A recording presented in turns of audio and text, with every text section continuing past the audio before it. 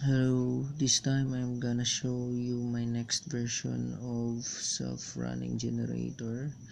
So now we have this one, we have transformer added, and of course we have two motors. We have here this one, and the other one is the permanent magnet generator, three-phase.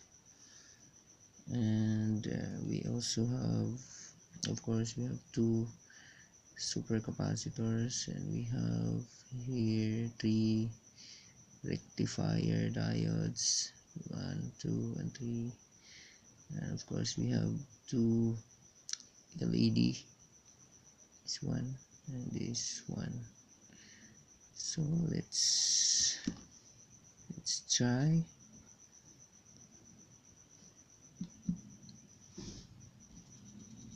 See, the two diodes are blinking. So basically that's it. That's how we run my version of self-running generator.